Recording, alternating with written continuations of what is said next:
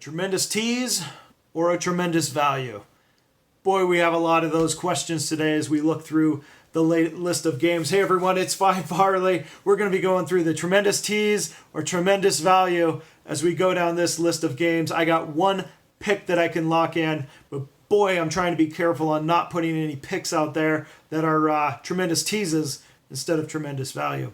It is September 14th. It's Friday, and I'm going to try and get through this as quickly as possible, get to my pick as quickly as possible for you. But first, of course, I have to say thank you to the subscribers. I appreciate it. And welcome to those new subscribers. I am pushing my way to $3,000 on the season. $5,000 on the season. I'm already at 38.35. Yesterday was a 3-0 day.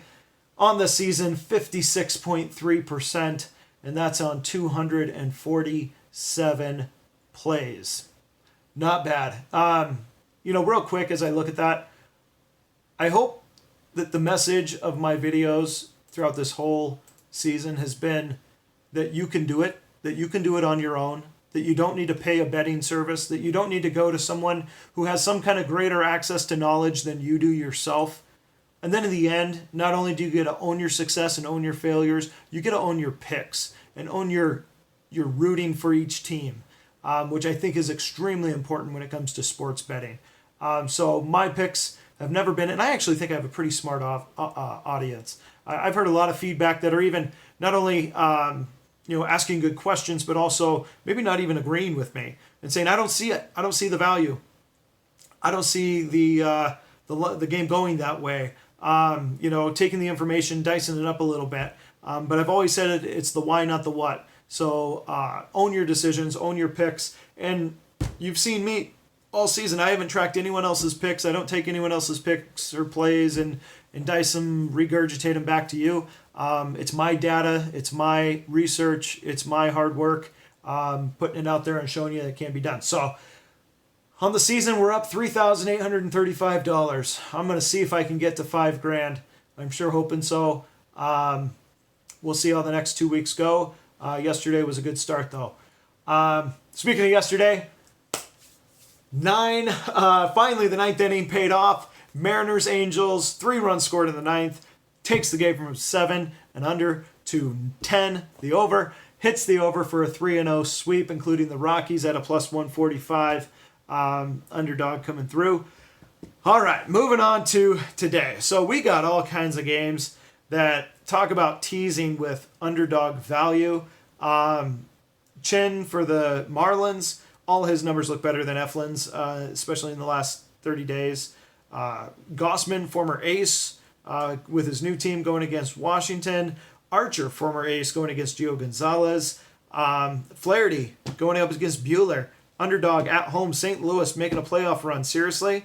I'll actually be on that side, but not what the video is about. So San Francisco at home, underdog, going against Anderson, who's been struggling as of late. On down the list. Oakland, even if you wanted to take that side, they've been on fire. So would you consider them a dog? Well, Tampa Bay's been on fire too. Detroit going against Cleveland. Huge underdog, plus 160. And they got Matt Boyd on the mound going against Tomlin. There's so much value today. So much. The only thing is, are we teasing? Are we getting teased here with losers?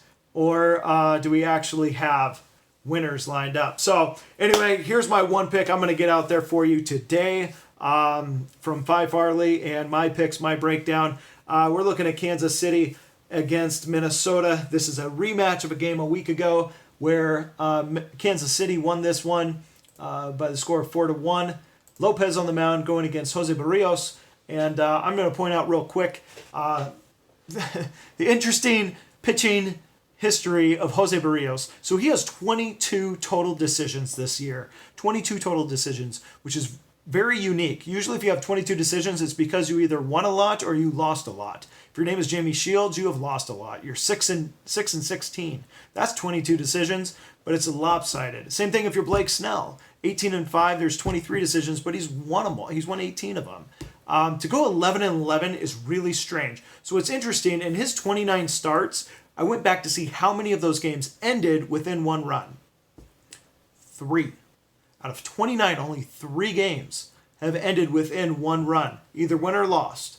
So that's kind of interesting. So if you feel like you want to back Jose Barrios, may not be a bad idea to take a run line there. If you want to fade him, you may want to take a run line there for a little extra value, as they tend to go that way. All right, so let's get into the numbers here on why I'm going to be taking the home team Kansas City Royals as an underdog at plus 120. Barrios on the road 3-7, home 8-4, home 3.15 ERA, road 4.76. Big one on the road, 18 home runs in 73 innings.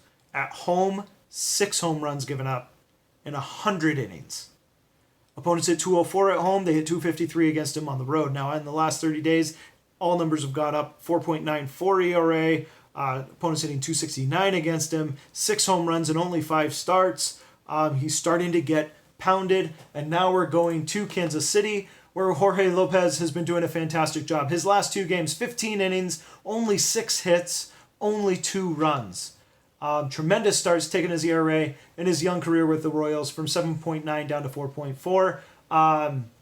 He has done very well. I'm not going to go too much more into his numbers. I will also say Kansas City's offense more productive here in the month of September, scoring 52 runs, going against Minnesota's offense, scoring only 45 runs in the month of September, same amount of games. So, all things told, I'm going with the home team Kansas City Royals, and fading Barrios, fading the Twins, and backing the Royals. So there you go. I'll take it plus 120. Check out my other picks down in the comments down below. Good luck, everyone, and I'll see you again soon.